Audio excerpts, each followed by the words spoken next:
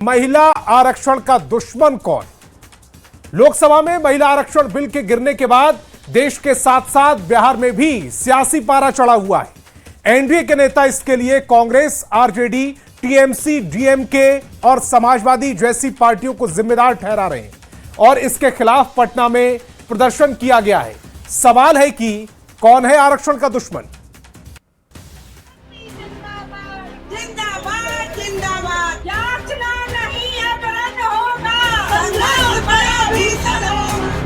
आधी आबादी का अधिकार, सड़क पर संग्राम। अपना हक लेके रहेंगे, विपक्षों को मिटाते रहेंगे। अपना हक लेके रहेंगे, विपक्षों को मिटाते रहेंगे। विपक्ष ने रोका रास्ता, क्यों महिलाओं से धोखा?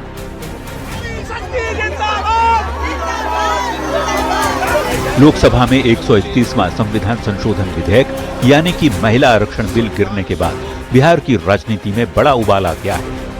नारी शक्ति जिंदाबाद, जिंदाबाद, जिंदाबाद। नारी शक्ति का अपमान नहीं सहेगा हिंदुस्तान। जो हमारे माननीय प्रधानमंत्री जी ने सुनहरा सपना महिलाओं के लिए देखा था, 33% आरक्षण का, हमारे सपनों को कुचलने का काम विपक्ष ने किया। पटना के गांधी मैदान से करगिल चौक तक विशाल आक्रोश प्रदर्शन किया गया। हजारों की संख्या में एनडीए के नेता और महिलाओं ने सड़क पर उतरकर विपक्ष के प्रति अपने गुस्से का इजहार किया।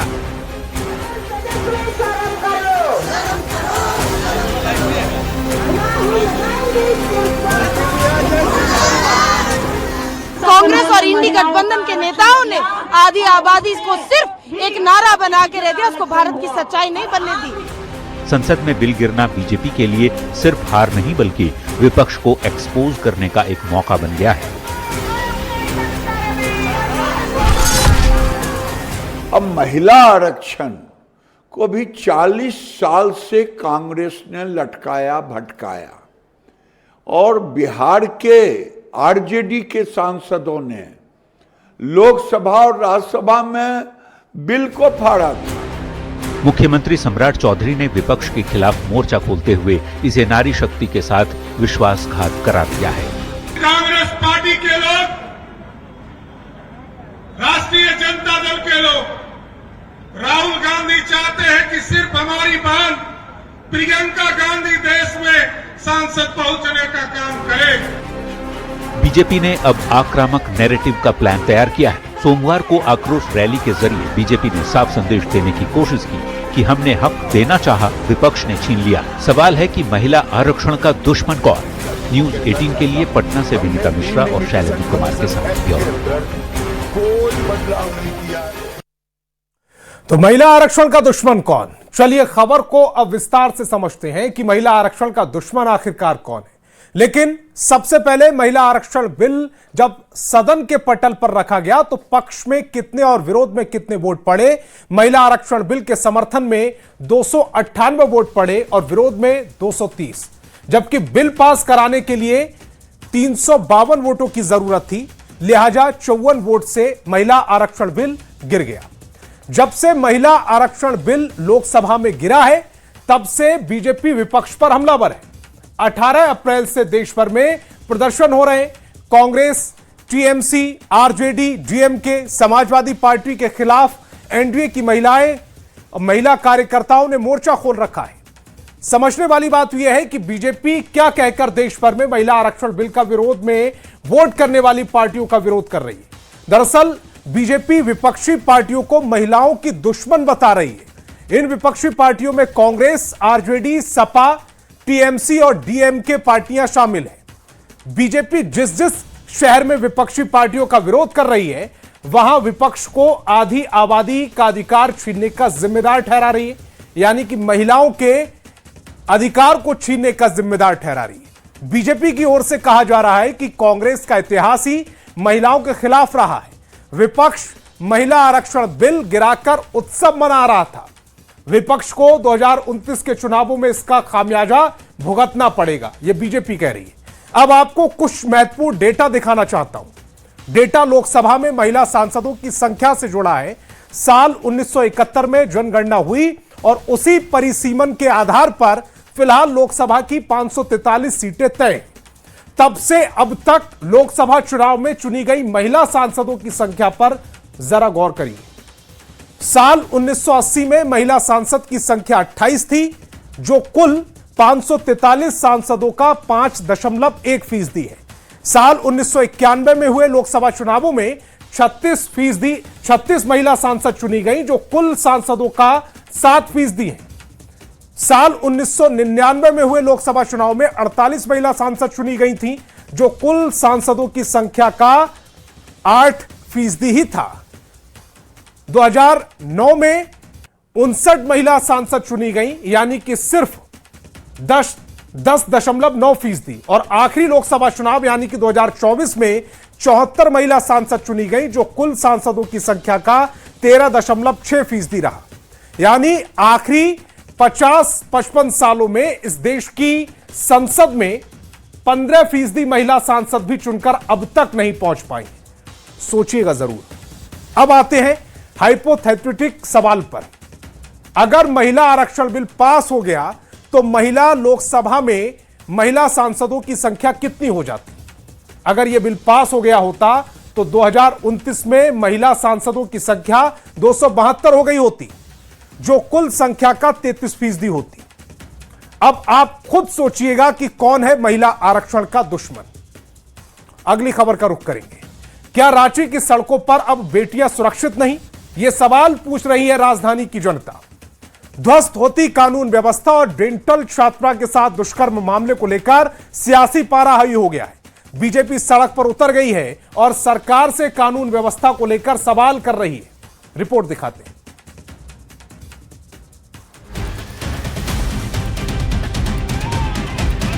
राजधानी रांची की सड़कों पर बीजेपी कार्यकर्ताओं का सैलाब उमड़ पड़ा।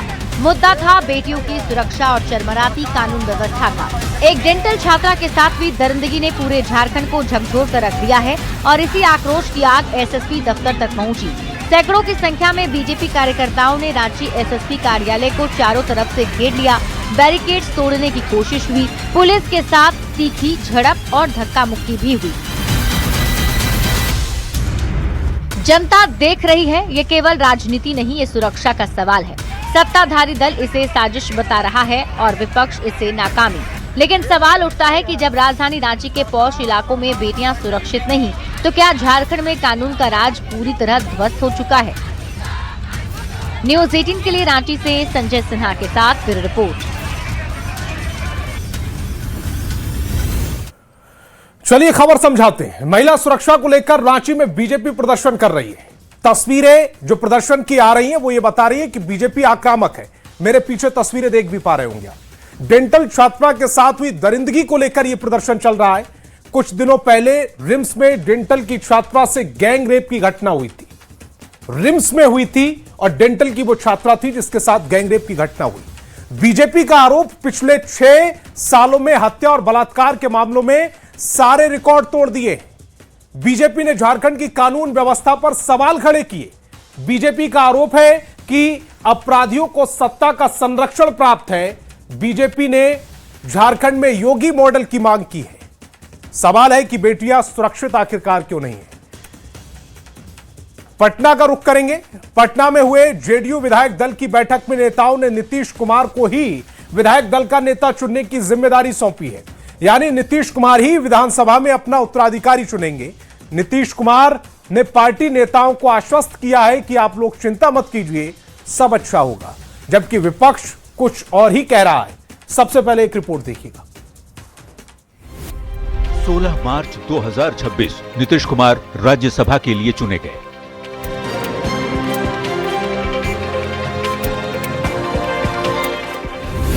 दस अप्रैल 2026 नीतीश कुमार ने राज्यसभा सदस्य के रूप में शपथ ली।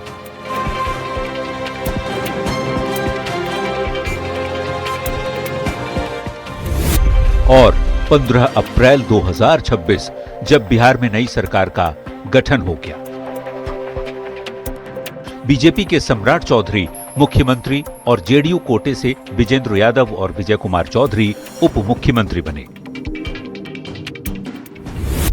अब सवाल यह है कि कौन होगा विधानसभा में जेडीयू विधायक दल का नेता। इस सवाल का जवाब ढूंढने के लिए पटना में जेडीयू विधायक दल की बैठक हुई। बैठक में नेताओं ने नीतीश कुमार को ही विधायक दल का नेता चुनने की जिम्मेवारी सौंप दी, यानी नीतीश कुमार ही विधानसभा में अपना उत्तराधिकारी चुनेंगे। तो ये हमारे लिए सुकून है कि मैं हूं ना, ये आज चरितार्थ हो गया।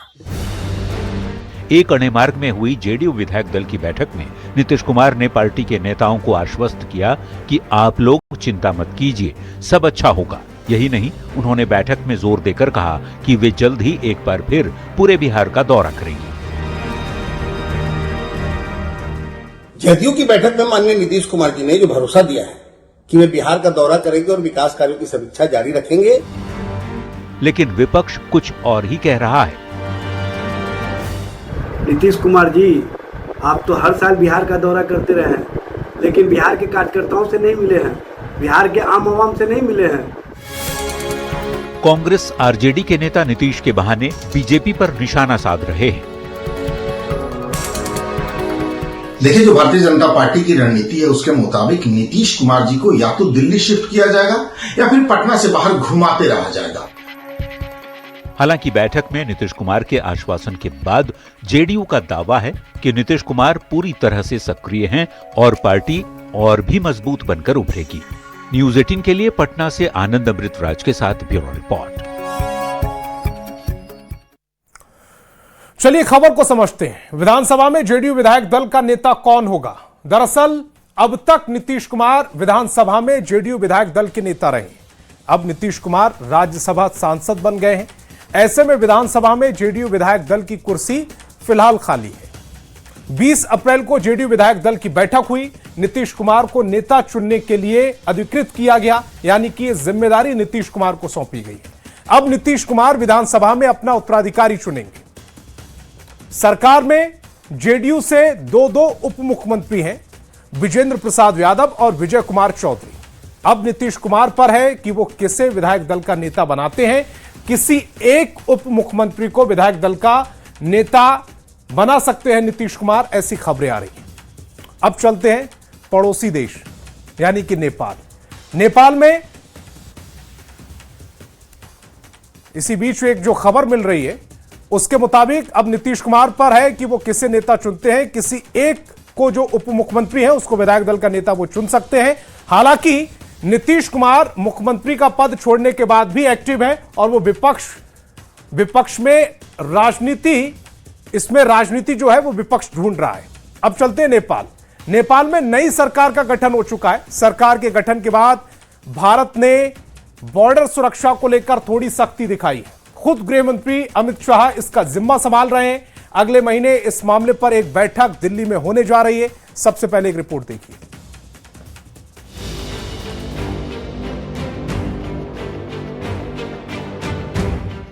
भारत नेपाल की खुली सीमा घुसपैठियों और अवैध गतिविधियों के लिए सॉफ्ट टारगेट नहीं रहेगी, यानी आसानी से कोई भी असंवैधानिक कार्य अब मुमकिन नहीं होगा, क्योंकि मोदी सरकार ने इस संवेदनशील सीमा को अभेद्य बनाने के लिए कमर कस ली है। खुद केंद्रीय गृह मंत्री अमित शाह इस पूरी सुरक्षा व्यवस्था की कमान संभाल रहे हैं।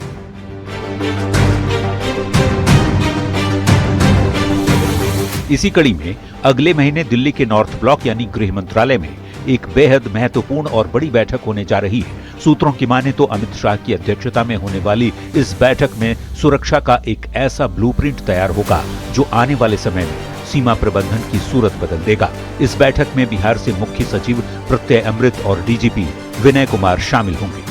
सरकार का ध्यान सिर्फ सख्ती पर ही नहीं बल्कि सीमा पर बसे गांवों के विकास पर भी है।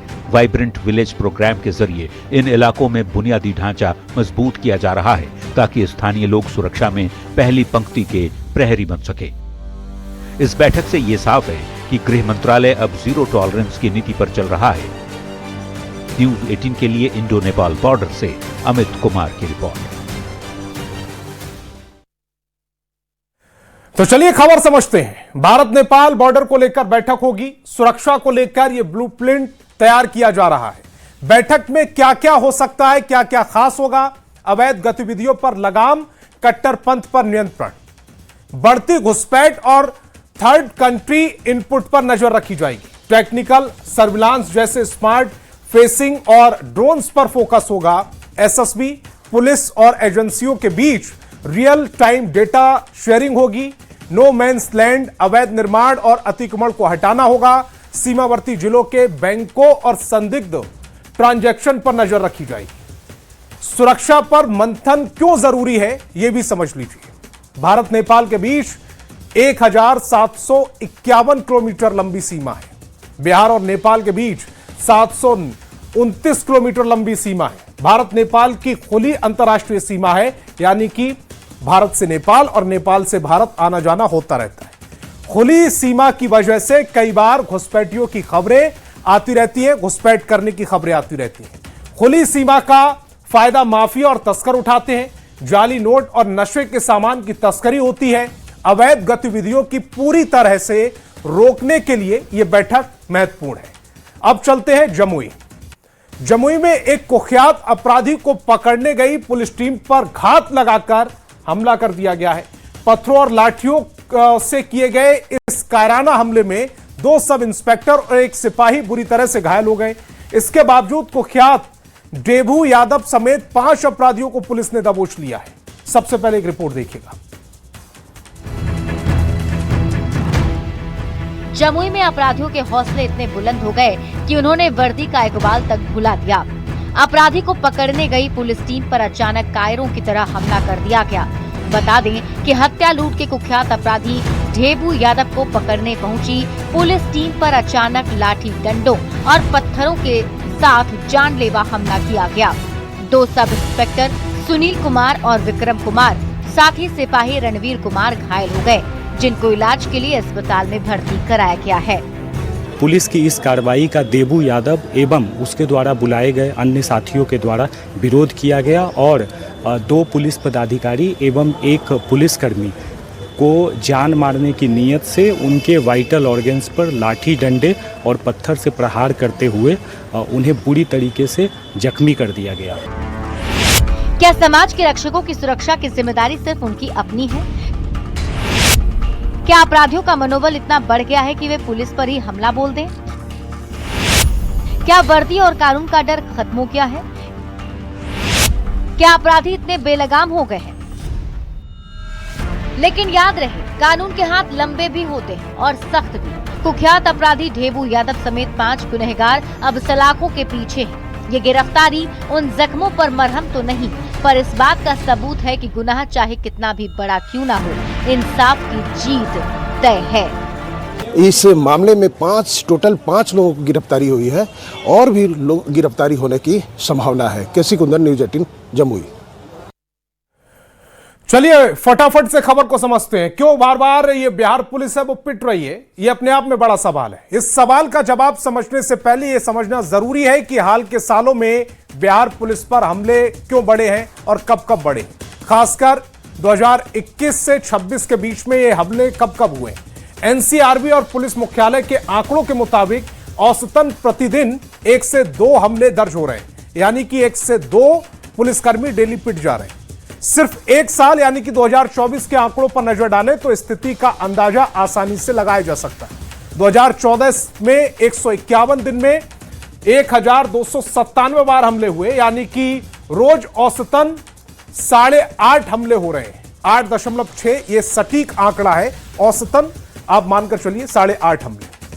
अब आता है कि क्यों बार बार पिट रही है बिहार पुलिस। पुलिस का इकबाल कमजोर होता जा रहा है क्या? अपराधियों पर पुलिस का डर नहीं रहा है क्या?